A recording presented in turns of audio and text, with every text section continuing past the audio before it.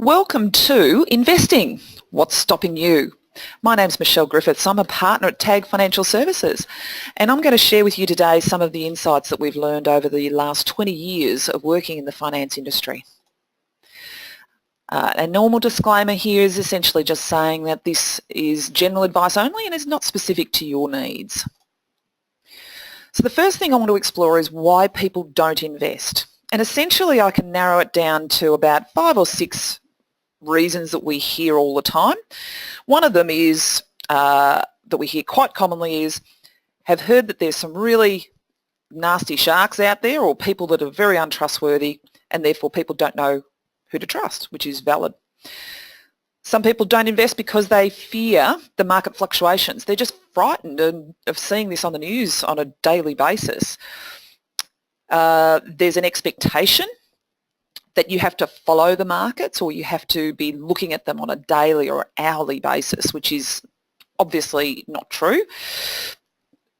One of the reasons that stops people is because they don't understand shares or the investment options that they've got, and therefore once again they get into this thing where they just don't do it because they don't understand it.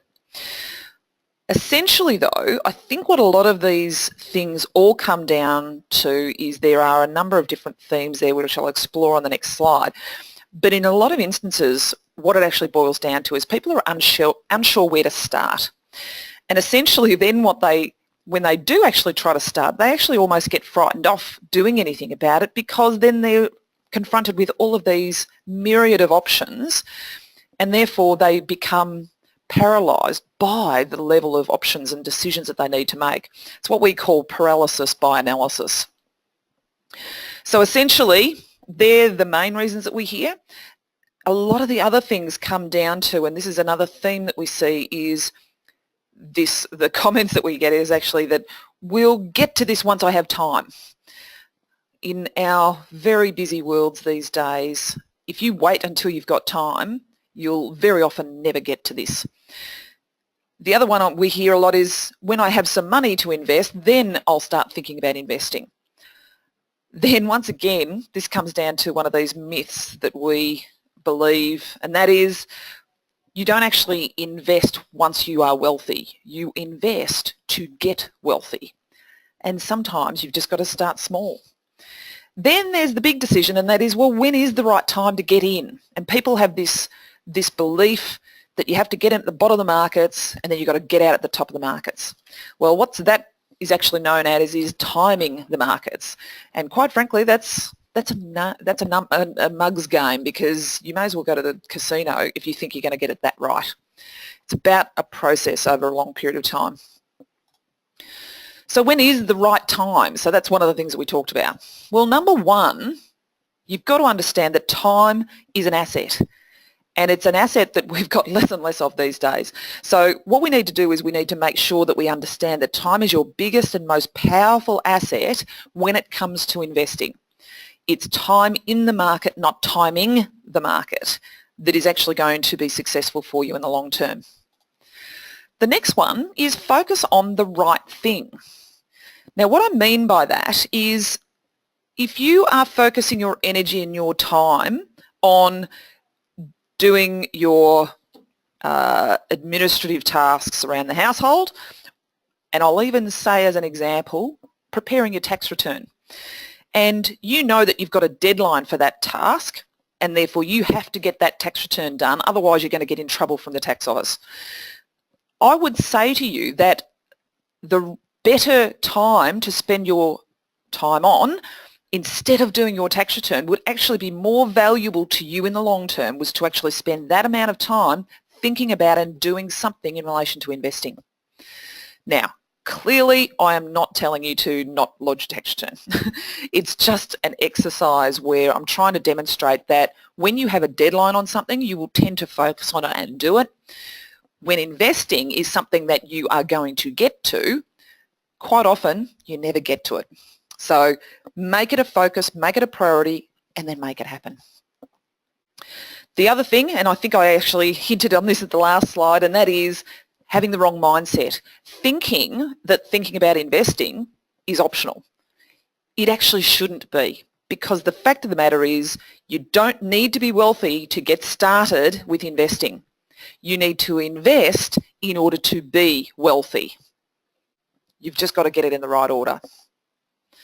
So what do you need to do? Well, number one, the first thing you've got to do is actually understand what's stopping you. Because depending on what is stopping you, the solution on what you need to do might be a little bit different. So for example, if you feel that knowledge is the gap and the knowledge is why you're not investing, then the simple answer to that is get some good advice. Then of course you've got to go down to, okay, well then who do I trust to get this advice from?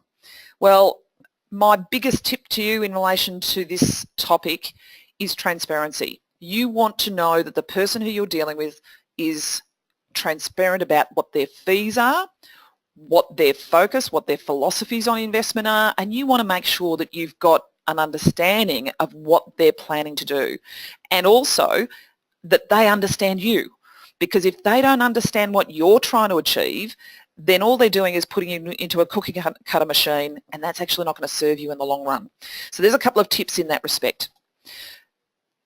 Time is one of the other reasons that usually stops people from investing. So the solution to the time problem is to make the process as automatic as possible. So systemize it. Also, the final thing is if you're not sure how much money I've got available, then a good way to resolve that argument, I'll call it, is to start small. But do something. You've got to start focusing on this. Otherwise, 10 years will go by at a click of the fingers and you'll still turn around and you still haven't done anything about it. So really important for you to think about why or what is stopping you and beat your way through it. So what's next? Once again, as I said right at the beginning, you've actually got to decide that this is important. I hope that I've given you a few tips to help you to bring that to the surface, but you've got to decide that it's actually important to you. Otherwise, nothing's ever going to happen. The second thing is you've got to get clear on what your financial framework is. And what I mean by that, I'll talk in some other webinars if you're interested about my thoughts on budgeting, and I'm going to bring out some more webinars on that topic. But you need to understand how much you're spending and how much is coming in. That's your financial framework. Then it's about trying to work out, okay, well, how can I put pressure on my financial framework to make sure I make room for this investing topic, okay?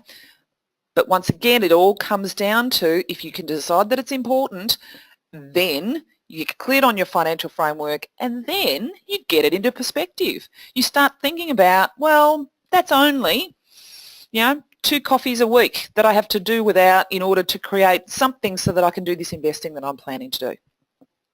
So break it down into bite-sized pieces, get perspective on it, but understand that this is part of a journey. This is not a one-off event.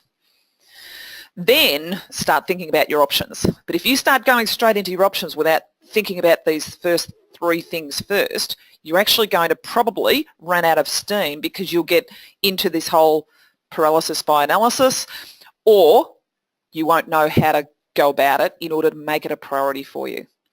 And then the final thing, do something. In most instances, as long as you're careful with what you do, you're not going to get it too far wrong. And if you're starting small, then even if you do get it a little bit wrong, it's not going to be too damaging. It's going to be more important for you to learn those lessons and actually start doing something meaningful rather than doing nothing. So what to do now? Well, feel free to get in touch with us to talk about your financial future. We're more than happy to have complimentary meetings with you. Come along to our information sessions that we have on a regular basis, and I'm going to have a lot more webinars on this topic coming out to feed and hopefully inspire you down this track.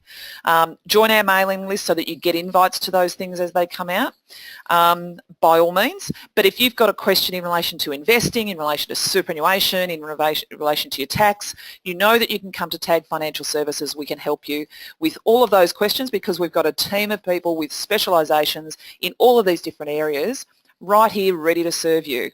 Have a great day, and don't forget, act now.